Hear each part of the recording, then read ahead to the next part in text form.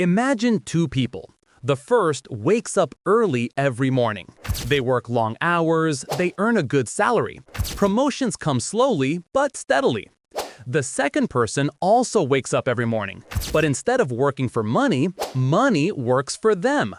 Years later, the first person is still working. The second person is wealthy. Now, here's the uncomfortable question.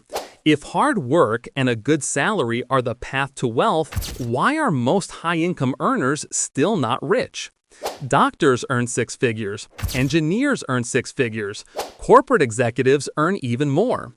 Yet many of them are only one lost job away from financial stress.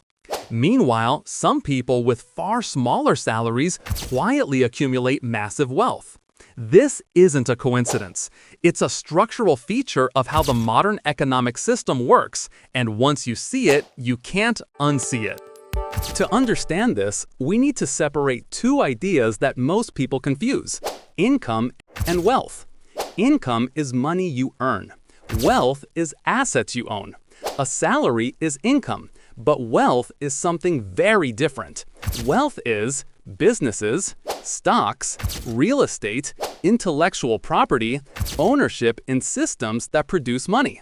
Income requires continuous effort. Wealth produces continuous output.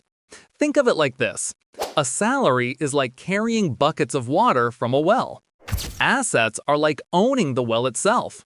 Both generate water, but only one scales without your effort. And this difference is where the entire economic story begins. The modern economy runs on a simple exchange: time for money. Companies hire employees. Employees trade hours for wages. On the surface, this seems fair, but hidden inside this system is a structural limit. There are only 24 hours in a day. Even if someone earns $50 per hour, $100 per hour, or $500 per hour, their income is still tied to time. It grows linearly. Now compare that to ownership. If you own shares in a company, that company can grow while you sleep. Factories produce products. Software sells copies. Real estate collects rent. The owner earns from output, not time. And output can scale. One employee can serve 10 customers, but a platform, a company, or an asset can serve millions. This is why wealth concentrates around ownership, not labor. Now step back and look at the system. Who benefits the most? Owners, shareholders, asset holders. Their wealth grows as systems grow. Employees, on the other hand, earn wages tied to productivity. But here's the catch. When a company becomes more efficient, profits often grow faster than wages. Technology multiplies output. Automation replaces labor. Global competition pushes salaries down, but profits flow upward to owners. This isn't necessarily unfair. It's simply how incentives are designed. If you own the machine, you benefit when the machine becomes more powerful. If you operate the machine, your pay rarely grows at the same speed.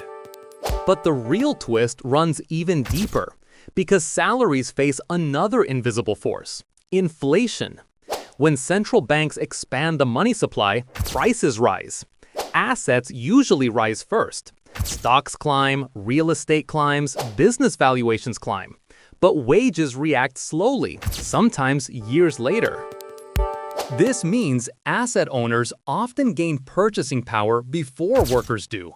In other words, the system quietly rewards ownership of assets more than ownership of labor.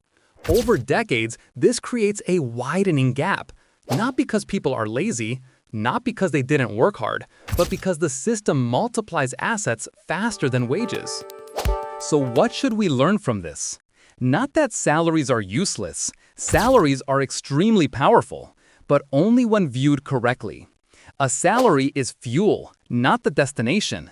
It is the tool that allows someone to acquire assets, to build ownership, to participate in systems that produce value at scale. The goal is not simply to earn more money. The goal is to gradually shift from selling time to owning production. Even small ownership can change the equation because assets compound, time does not. For generations, people were told a simple story. Study hard, get a good job, earn a good salary, and wealth will follow. But the modern economy tells a more complicated truth. Work creates income. Ownership creates wealth. Both matter. But they operate on completely different engines. And once you understand that difference, you begin to see the economy differently.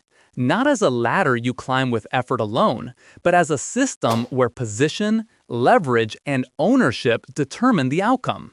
The question then becomes, are you only participating in the system, or are you slowly learning how to own part of it?